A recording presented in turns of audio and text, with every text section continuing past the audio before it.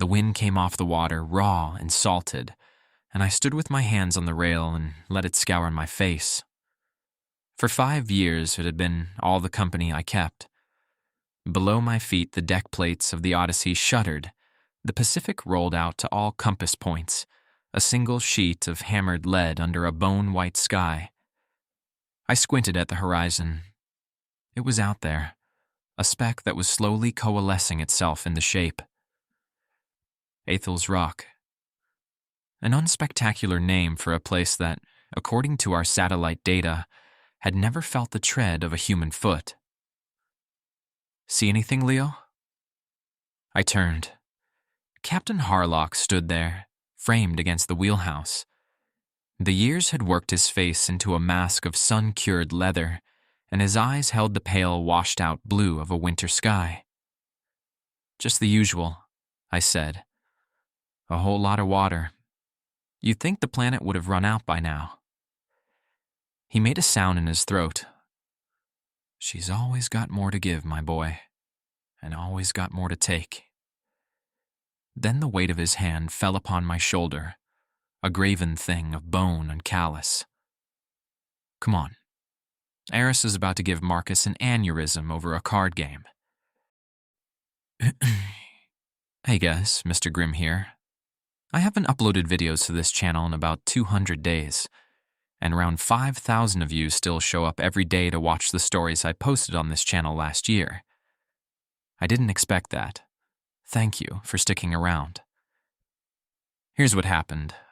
The channel got demonetized, and I never got a clear explanation for it. I had a team of writers working on these stories with me, and once the income stopped, I couldn't keep paying them, so I had to let them all go. But from this week, I'm posting here again now, every week with new stories. It's like a new beginning again. To support this channel financially, I also started the new second channel while I was sorting this out. It's called The Crime Watcher. Real true crime cases with police body cam footages from all over the US. It's a brand new start, and it's just me running it right now. If you subscribe or share it with someone who'd watch it, that would help a lot. You can click the card on the top right or check out the link in the description. All right, let's get back to our story.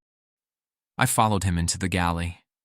There, Eris Thorne was canted over the meager table, his spare form a study in bone and angled cloth, and all of his attention given to the matter at hand. He held a playing card forth in the gray light, pinched between two long fingers.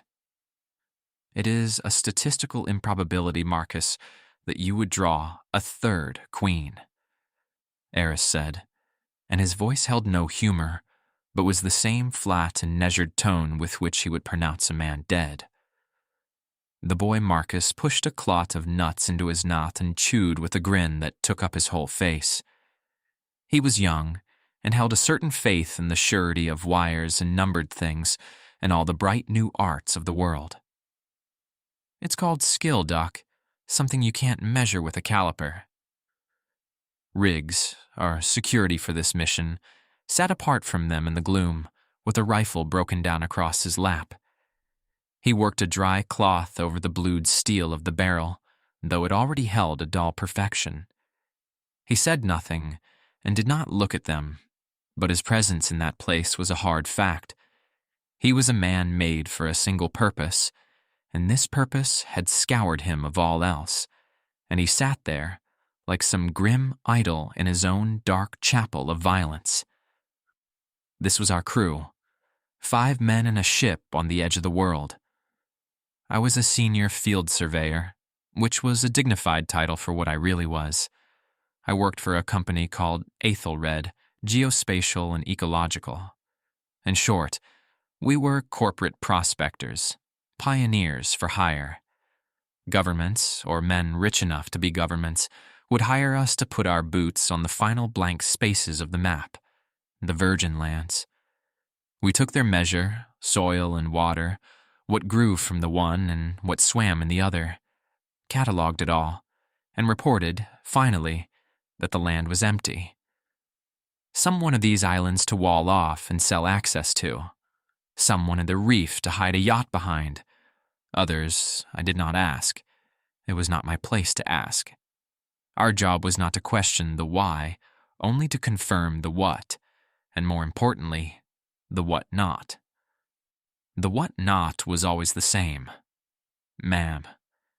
In all our years of this work, the one thing Riggs was paid to find was the one thing he'd never had to look at through his sights. Harlock's voice came from the dark of the wheelhouse, where he watched the slow accounting of the depths on a screen.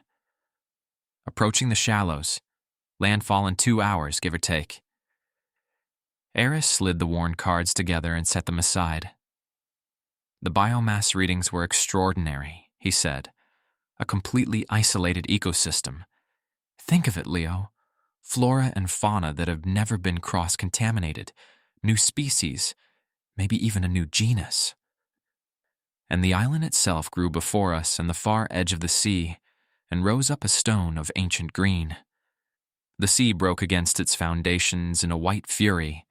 A high, thin whine started up as Marcus sent his preliminary drone aloft. "Signal's clear," he said, his eyes glued to the screen in his hands. "The topography looks aggressive. Central plateau, just like the initial scan showed. No visible structures, no smoke, no signs of anything man-made." "Wildlife?" Eris asked. "Hard to say from this altitude. It's dense. I'm getting a few thermal signatures, but nothing big. Lots of avian life concentrated on the sea-facing cliffs." We found a breach in the western wall of the island, a dark cove where a line of offshore scaries stood against the sea. The beach within was a wound of black volcanic sand. It was the only way in. Harlock and Riggs took the first crossing of the dinghy as a kind of grim assay of that place. We stood at the rail of the Odyssey and watched them go, their small boat receding upon the gray water, until it was only a mote crawling toward the immense and silent shore. They were gone for an hour. Then, the radio gave a crackle of static, and Harlock's voice came across that emptiness. "Beach is secure. Looks stable." We gathered the gear from its cases, the GPS transponders and the satellite phone, and the solar chargers and all the empty cases, and then we followed them into the keep of the island. My boots made a sound on the black sand like grinding glass. The moment I stepped out, a silence fell over me and pressed in.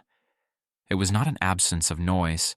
The sea still hammered the outer rocks, but a presence of quiet. The jungle, which began not 100 feet from us, was dead silent. No insect chitter, no call of a bird, nor rustle of a beast. "Odd," Eris murmured, stopping at the edge of the tree line. He polished his spectacles on his shirt hem and stared into the wall of green. "A jungle that vibrant. You'd expect to hear something." "Maybe they're all just shy," Marcus quipped. We spent the afternoon on a short tether from the beach, laying a base camp and a preliminary survey grid. Eris was in his element, kneeling in the dark, rich soil, his hands gentle on mosses and lichens he swore were unknown to science. He found a flower whose petals held the dark, bruised purple of a corpse lily, and a shelf of fungus that seemed to pulse with a cold, internal green light. Marcus sent his main drone skating over the treetops. Riggs walked the perimeter, his movements economical and deliberate. Harlock raised the tents, his actions filled with the methodical competence of a man who had made a home in 100 wildernesses. And I fought off the feeling that I was being watched. It came on me strongest when I was at the creek. It was a fresh water seep that bled from the jungle's heart and stained the black sand of the beach a darker, wetter shade of black. I crouched to fill a water sample vial and saw it in the mud of the far bank. A carving. Dark wood, heavy and oiled by the water, no bigger than a man's hand. It was a figure, vaguely man-shaped but not a man. The limbs were too long, stick-like, and the head was a simple, deeply incised spiral. The work was crude, but the intent behind it felt ancient. I crossed the shallow, cool water and pulled it from the muck. The weight of it in my palm was cold and solid, unexpectedly heavy. I meant to call out, to show the others this clear proof that we were not the first, but a strange reticence took hold of me. A piece of whittled wood could have come from anywhere, a relic lost from a passing boat, scrubbed clean by 1,000 miles of sea and time. It could be nothing. Harlock would have to file a report. Procedures would kick in. Our lucrative contract might be voided on a piece of driftwood. So I did the other thing, the thing I cannot entirely explain. I slid the carving into my hip pouch. The sun bled at the horizon. We sat by the fire, eating rations in silence. Eris spoke of his specimens, but his excitement was gone, drained by the island's dead quiet. Night fell, total and crushing. In my tent, nylon the only barrier, I heard it. Faint, deep, slow. Thump, thump, thump. The beating of a drum. I opened my eyes. The sound vanished. Only the sea and Eris's breathing beside me remained. I couldn't tell if I'd dreamed the sound or not. I unzipped the tent. Riggs sat on watch, rifle across his lap, a silhouette by the dead fire. I zipped the tent back and wished for morning. Dawn came grudgingly. Harlock stretched outside his tent. "Sleep well?" he asked. "Felt like a tomb," I said. "Did anyone hear anything last night? Like a drum beat?" Harlock paused, eyes narrowing. "I thought I heard something. Around 0200. Figured it was the generator or waves. You heard it too?" Marcus crawled out, ashen. "I heard it. From the center of the island. Creeped me out." Eris followed, only nodding. He knew that beat wasn't natural. Riggs was unmoved. "I heard it," he said, flat. "Sat and listened for 2 hours.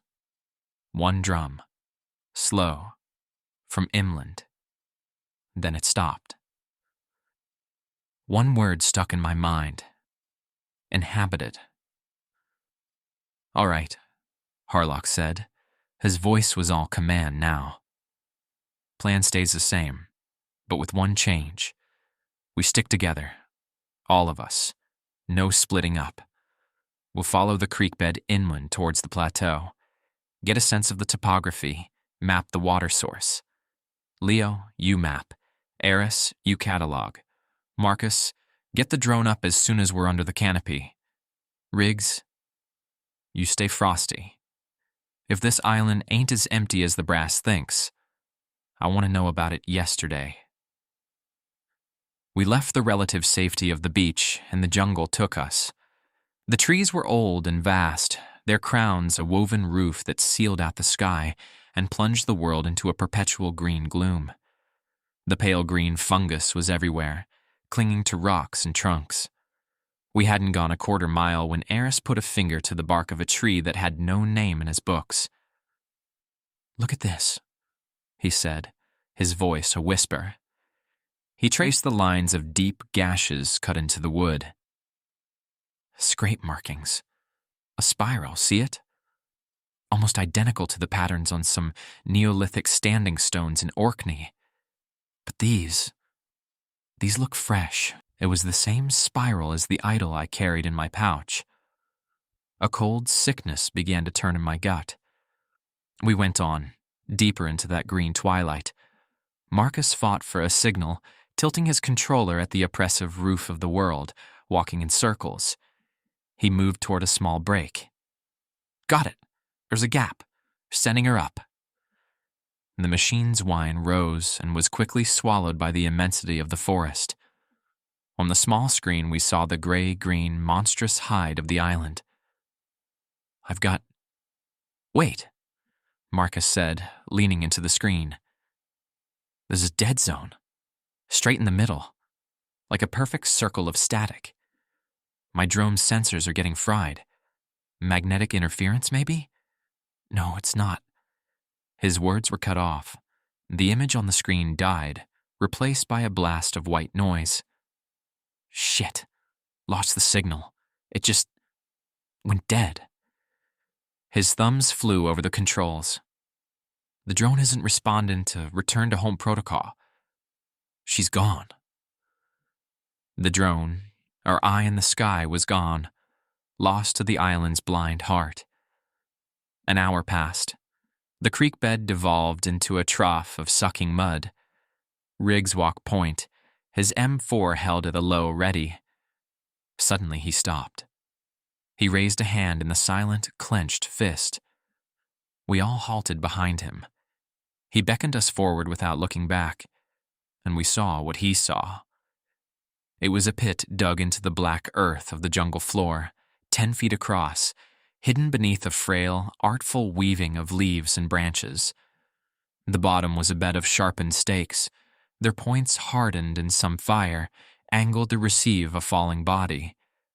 It was a trap, made for something large, something heavy. But it wasn't the trap itself that froze the blood. In the center of the pit, a length of rusted chain was staked to the earth. From the chain, there dangled a human skull. It was weathered, its empty sockets choked with green moss. "Back to the beach, now," Harlock said. His voice was quiet, deadly. "Pack it all. We're leaving. Athelred gets the report from the boat. We tell them the island's inhabited and lethal." No one argued. The return journey was a nightmare. The silence of the jungle was no longer passive. It was observant. Riggs walked much of the way backward, his rifle tracing arcs through the gloom. We broke from the tree line onto the black sand, gasping in the gray open air. And then we saw our camp. Our 3 orange tents still stood in a neat triangle, but there was now a 4th structure among them. It was a teepee of lashed branches and cured hides. Animal hides, I thought at first, until my eye caught the faded blue ink of a crude ship's anchor tattoo upon a piece of skin stretched tautly between 2 poles. Before this grotesque construction, a crude altar had been made.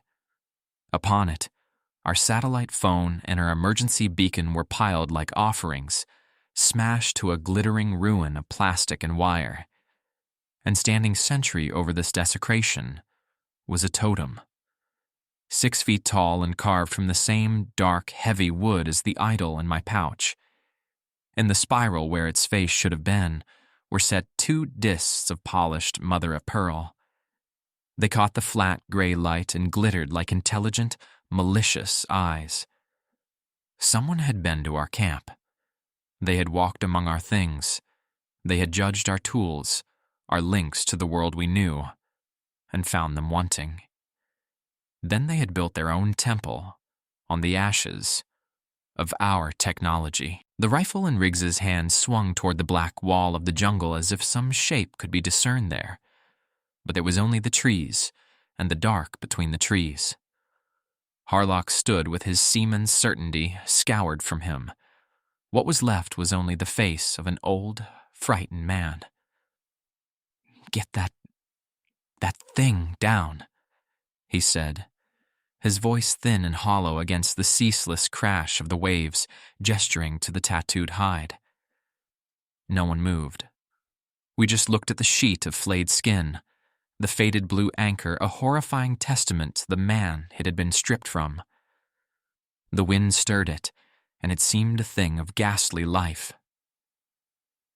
"Marcus," Harlock said, the command back in his voice, a splinter of it anyway. "Get a fire going, a big one. Eris, get the medical kit. Make sure we have everything ready to go. Leo, help Riggs fortify this position. Use the supply cases, whatever we have. They funneled themselves through our camp once. If they come at us again, they'll come from the trees onto this beach. We'll have a clear line of sight." Reluctantly, we put our hands on their totem, on the cured flesh, a profanation we were made party to as we tore it down. We built a low wall from the hard cases of our gear. The great spiral-faced totem we left where it stood. We had no strength to move it. Its mother-of-pearl eyes stared out at the sea, a silent witness to our folly. The sun went down. It did not set so much as bleed out, and all the warmth of the world was drawn away with it. The fire Marcus built was a roaring, hungry thing that tore a hole in the coming dark and cast our shadows long and dancing against the black sand. The tree line was a solid wall of black, empty. Riggs stood behind our low wall, as still as the rock around us. Harlock tended to the flare gun, counting the 3 shells. Eris sat staring into the flames, muttering the Latin names of the specimens, and I felt the weight of the idol in my pouch. The darkness became absolute. The silence of the jungle returned. And then the drums began. They were closer now. They rose not just from the center of the island, but from all sides. Then a wail began, a high, thin sound that was the shape of a human voice, but held nothing human in it. It climbed and fell on a scale of wrong notes, a dirge and a battle cry sung as one. "Oh my God," Marcus whimpered. "What the hell is that?" "That isn't a human voice," Eris said. His voice shaking, the scientist in him vanished. "The pitch, the resonance, it isn't being made by human lungs. The physiology is wrong. It's impossible." "The drumming," I hissed. "It's what I heard before, but this is new." "Sounds like they're gutting something," Harlock muttered grimly. "Like they're hurting it. Slow." "Misdirection," Riggs said, his own voice low and shockingly calm. "All this noise is to fix our attention on the jungle, to make us look in one place." "Misdirection?" Marcus shrieked. "Who gives a fuck about our attention? Do you seriously think what we're hearing right now is anything remotely human?" Riggs didn't turn. His head gave a single, almost imperceptible shake. "No," he said, his voice flat. "I don't think so. But it wants us to think the threat is coming from the trees." And then, as if on command, the wails and drums stopped, abruptly. We waited. The fire crackled and spat, and the black wall of the jungle, the pale green fungus, began its cold, slow pulse. Marcus shot to his feet, a wraith from the firelight, his face a pale oval of pure panic. I gotta take a piss," he stammered, his body visibly betraying him. "No," Harlock snarled, grabbing his arm. "You'll do it right there." He jabbed a thumb over his shoulder at the open sand behind them. 10 feet away, where we can see you. Nobody leaves the light from this fire. Nobody." Marcus stumbled to the edge of the light, his shoulders hunched. He turned his back to us and faced the black water. The drums started again. 1, then 2. The wails joined in. They quickened, rising to a singular, piercing shriek. All sound was a wall pointed at the jungle, and we all instinctively looked there, our hearts pounding. We missed the one sound that came from the sea. There was no cry from Marcus, only a wet and heavy thud, as of a dropped sack of meat, then a sickening crack, like a heavy stick snapped clean over a knee. Then nothing. "Marcus?" I said into the renewed silence. No answer. The drums and the wailing fell away. Slowly, we all turned. His tracks were clear in the sand, a path from the fire to the water's edge. But the boy was gone. In the place where he had stood, there was a single, severed hand. A sound tore from Eris's throat. In that single moment of our shared frozen horror, a shape bled out of the blackness between the trees. It was tall and thin as a starved dog, hung with wet, dripping netting. Its movements were not the fluid motions of a man, but a series of disjointed, bird-like jerks. Riggs swung the rifle toward it, but he had already lost. Two more shapes rose silently from the rocks at the far end of the beach. One of them swung its arm, and a weighted net spun through the fire-lit air. It coiled around Riggs's neck and chest, and his head snapped back with the sound of a whip crack. The rifle fell from his hands into the sand. He clawed at his throat as the rope drew taut. They dragged him backward over the beach, his heels gouging two dark furrows in the sand, until the darkness took him. For a moment we saw them clearly, the gleam of wet skin, the long, wrong shape of their limbs, and faces that were not faces, but masks of woven wood and shell. I scrambled for the fallen rifle in the sand. Harlock raised the flare gun, a last desperate defiance. But the night had already swallowed them. The sound of Riggs's choking was gone, and in its place, the slow, methodical beat of a single drum began again. We had been 5 men on this beach. Now we were 3. The fire roared on, oblivious. Out on the wet sand, the tide was coming in, licking at the edges of Marcus's hand. Riggs's rifle was a dark shape half sunk in the grit. Eris folded in on himself and was sick, the contents of his stomach steaming on the black sand. Harlock stood like a man who had been struck by lightning and lived, all the life burned out of him, save for some stubborn core that would not let him fall. Then he blinked, and the captain was there again in the hollows of his eyes. "The boat," he said, his voice a dry rasp of sand and shell. "The dinghy. It's our only chance. To hell with the mission, to hell with the gear. We take the dinghy, and we get to the Odyssey. The ship. Our world. A half-mile of open water away. Eris, Leo, grab the go-bags." Harlock's command cut through the fog of terror. "Essentials only.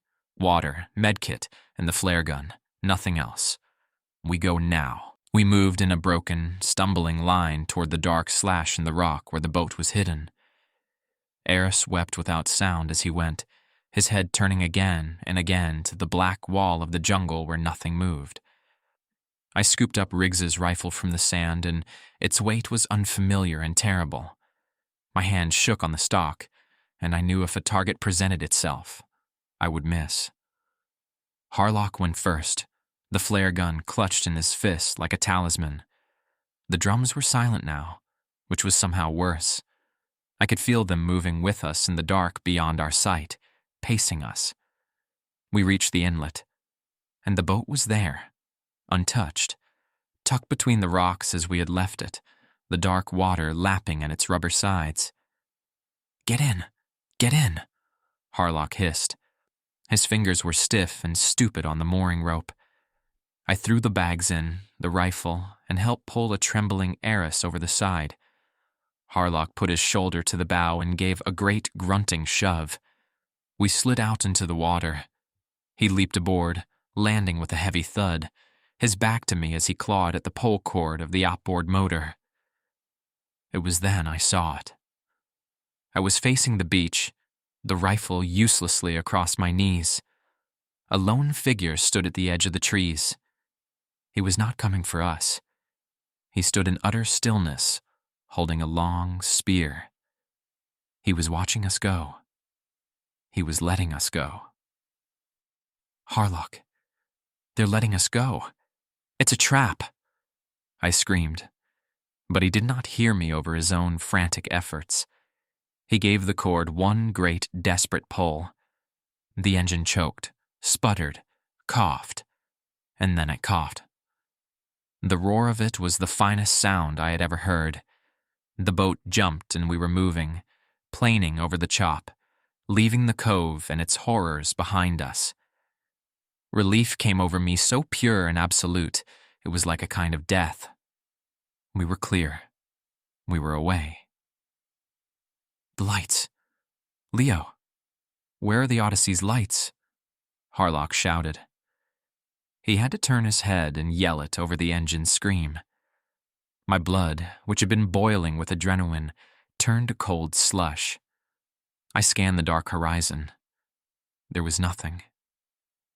Maybe an electrical fault, Eris stammered, his voice thin. A short. No, Harlock said, his voice grim. He guided us out beyond the breakers where the reef fell away into the deep.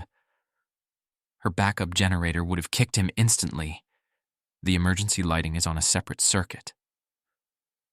We peered out into the night, and then we saw her. Not a silhouette of lights, but a silhouette of black against black. The Odyssey was turned on her side like a dying whale, her deck already drinking the sea. She was going down by the prow into the black water. Even from 100 yards out, we could see the gash in her side, a great ragged wound at the waterline. Worse, drifting in the water around our sinking ship were other boats, 6 or 7 of them, crude rafts of logs lashed together with vine. On each raft sat the dark, still figures of the island's folk, their paddles resting across their laps. They watched our approach, their bodies slick and black in the moonlight.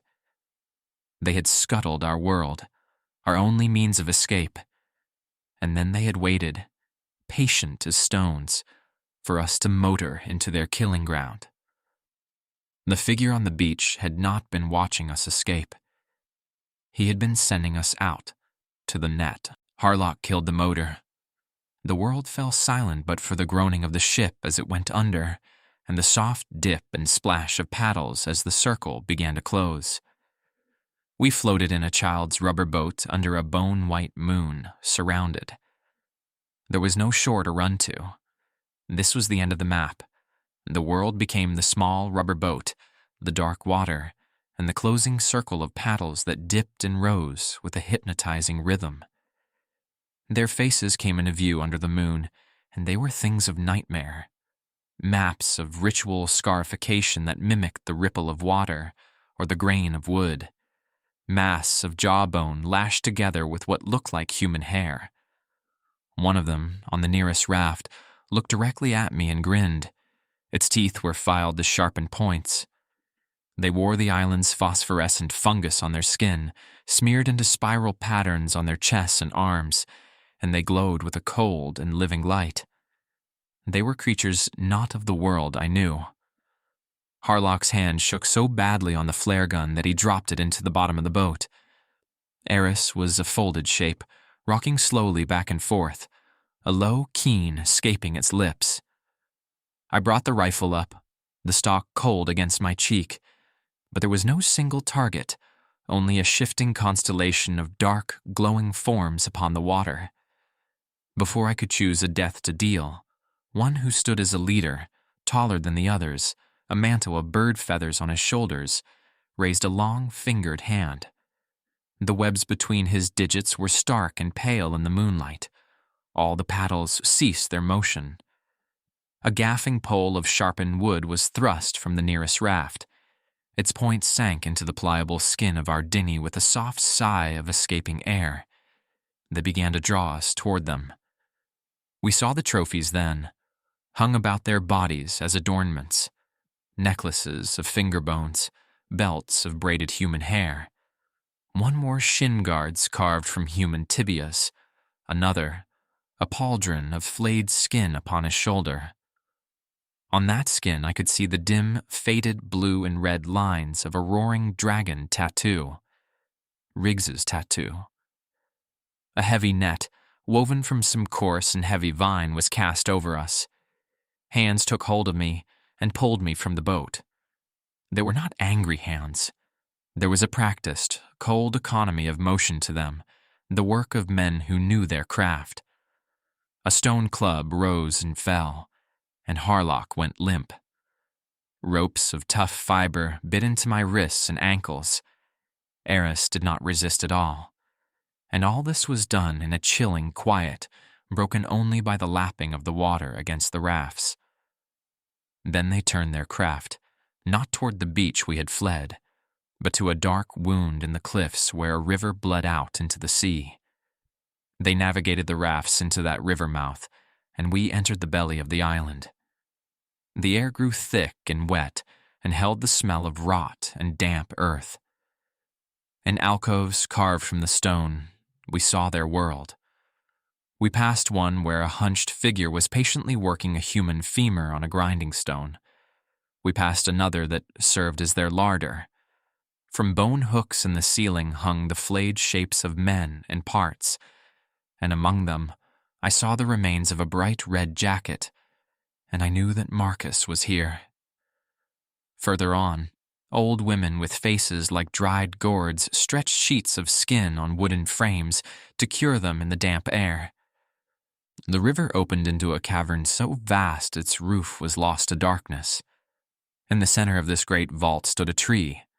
It was a banyan, ancient and monstrous. Its roots clung at the cavern floor while its upper branches scraped the unseen ceiling.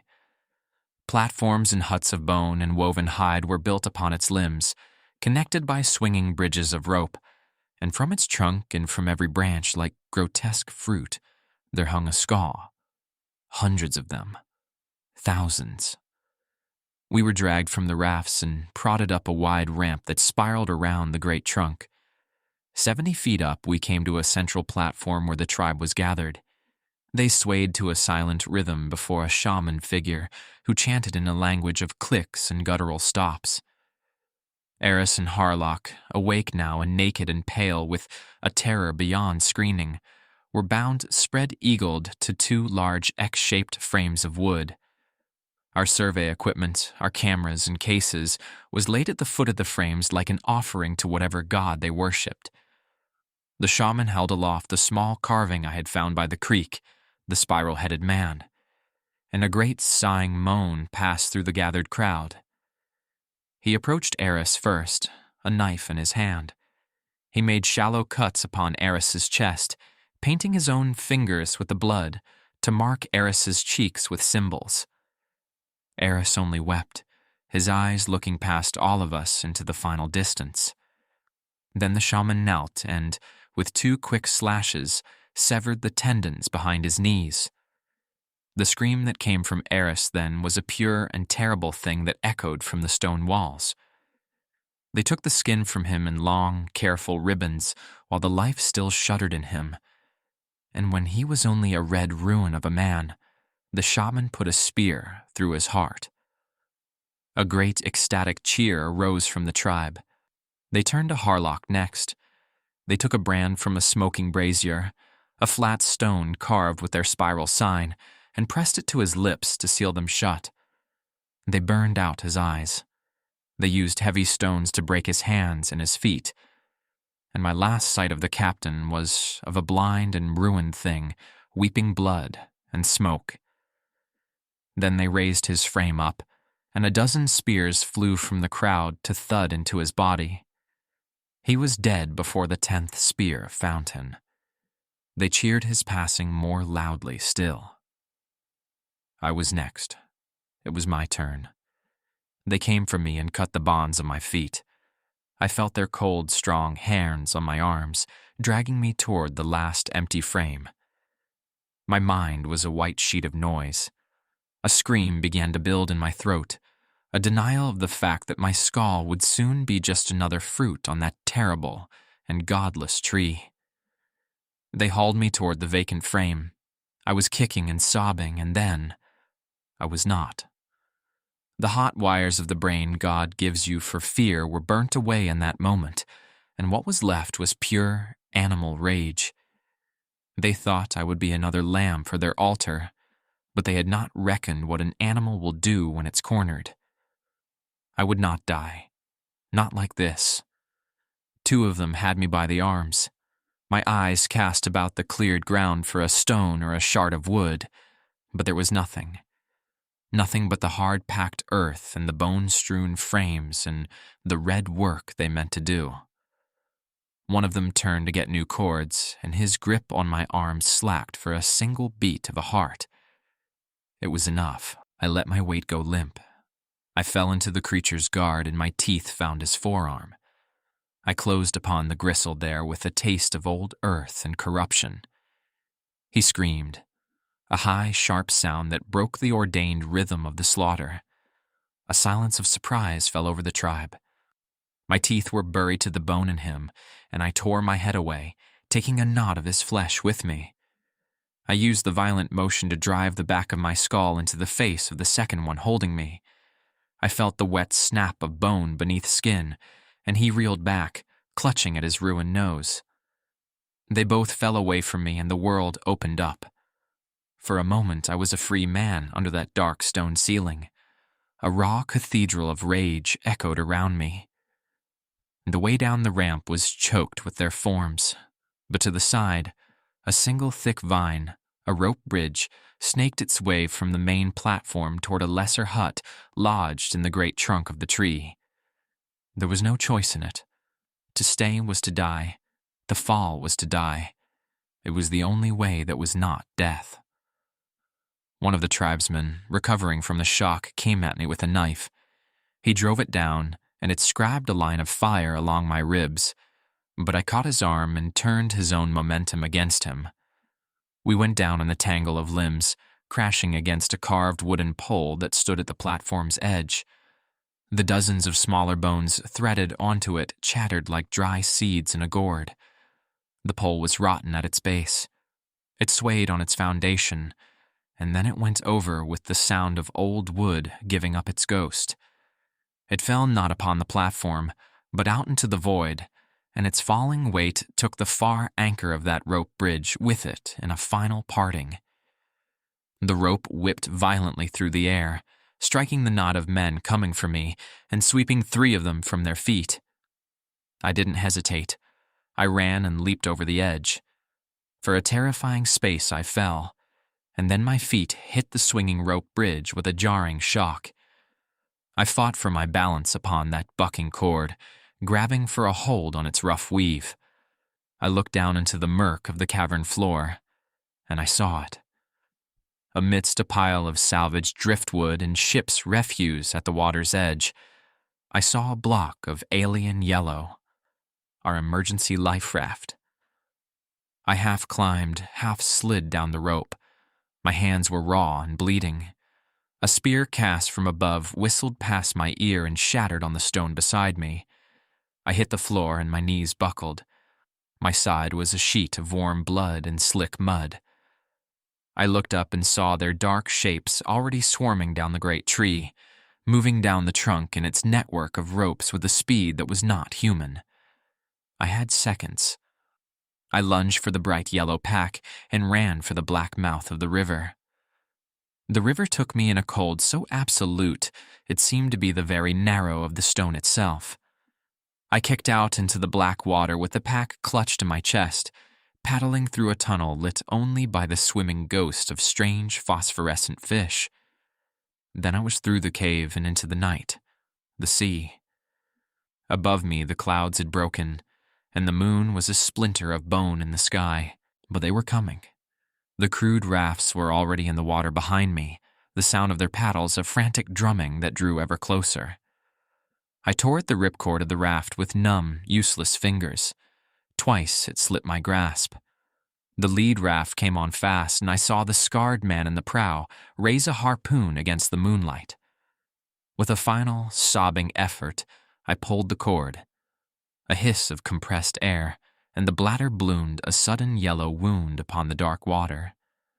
I hauled myself over the side as the first spear struck the sea beside me with a violent splash. With my bare hands I began to paddle, a lone soul afloat between the black water and the black and star-dusted firmament, putting the shore of blood behind me and setting out into the great and awful benediction of the sea. I was alive and adrift on the sea, and there was nothing else. Behind me, the great black stone of that place receded until it was only a rumor on the edge of the world. The shrieks of the painted men faded, and then they were gone. There was only the sloshing of the water against the yielding walls of this yellow coffin. I curled myself into the smallest shape I could upon the floor of the raft. My body trembled with a violence I couldn't control. The faces of the tribe were burnt into the back of my eyelids, the sound of Eris screaming, the wet thudding of the spears into the meat of Harlock's chest. My friends were made into holy relics and into meat, and I wept for them and for myself. The sun came up out of the sea with a terrible beauty. The water was calm. Athel's rock was gone from the horizon. I took a reckoning of what was left. This raft, this deep red rent in my side, which I packed with a scrap of cloth from my torn shirt. No food, no water. The days and the nights blended into one long hallucinatory state. The sun burned a merciless path across the sky, and then it was dark. Thirst was the first and oldest god, a patient demon that had come to live in my throat. I would conjure from the sun-scorched theater of my mind the image of a glass of cold water, of water running from a tap, only to have the mirage evaporate into burning salt. Hunger came later, a dull and distant cousin to the thirst. In the crushing solitude between the abyss below and the brass bowl of the sky, my mind began to come apart. I spoke to the dead as if they sat with me. You should have seen the tide charts I drew up Harlock, I would say to the empty boat. Perfectly calculated. I consulted with a shade of Eris on the tribe's anthropology. Extreme isolation leading to ritualistic aggression, I would say to him. But his ghost only stared out upon the water, his eyes full of a sorrow I could not fathom. The specter of Riggs stood silent watch on the prow of my raft, and beneath me, sometimes, I could hear the chattering of Marcus's teeth. Sometimes I saw them on the horizon, the dark shapes of their rafts paddling in the heat shimmer, patient, implacable. Or perhaps they were only waves. The sharks came too, their gray fins parting the water near the boat. They would circle for hours, patient, waiting for the yellow cocoon to finally give up its dead. I did not know how many days had passed. The sun had burned my skin away. The wound in my side was a putrid fire that lit my dreams and made my brain feel as if it were cooking within my skull. The waking world was a fever dream, and there was no difference between them. The raft had turned to a thing of pulsing fungus, and my dead friends no longer offered their counsel but joined the silent, jeering chorus of the tribe. Their skeletal shapes danced upon the waves with my own, and their eyes were burnt black holes like Harlock's. I was on my back in that boat, the stars wheeling above me in the dance of cold, indifferent fire, and I believe I was ready for the end to take me. I began to close my eyes against the uncaring night, and I saw it. A single point of steady light where there should be none. For a long time, I regarded it as I had regarded the other ghosts, as a final trick of the dying brain. But the light grew. It did not waver. It blinked at a measured, mechanical pace. With an effort that cost me what felt like the last of my life, I sat up. The world went to black spots before my eyes, then resolved. A freighter. A container ship. Moving upon the black water like some great beast of iron from a world I could no longer remember. Its lights were a city afloat in the darkness. It was sweeping the water, slow and methodical, and a low horn note sounded from it that was the most beautiful sound that had ever been. I tried to cry out, but my voice was a dry clicking in my throat and would not answer my command. But they saw me. A great beam of light cut across the black water and fell upon me. I heard the cries of men in a tongue I knew, distorted by the water but real. Real tears traced clean paths through the grime and salt and sun-scourge of my face. They brought me aboard. I recall the miracle of a bottle of cool water being pressed to my lips, the feel of a clean blanket, and then I passed out. I have a clean bed and food and 4 walls around me, but in the long, quiet hours of the night, I am not in any room. I am still upon the sea, swimming for the river's maw. I am still on the platform, watching the butchery of Eris. I see Harlock in the smoking ruin of his eyes. I am still pressed against the bark of the ossuary tree, and the ghosts of those painted priests stand the final, silent watch over me. The company filed it all as a tragic loss. 5 men, a state-of-the-art research vessel, all lost to a sudden, unforecasted storm at sea. It was a neater story. They gave me money for my trouble, a generous sum paid into an offshore account, and papers to sign that would seal my tongue forever. It was an easier thing for them than to confess that they had charted the corner of hell, and that I was its only soul returned. I carry the island in me now. It is a part of my salt and my blood.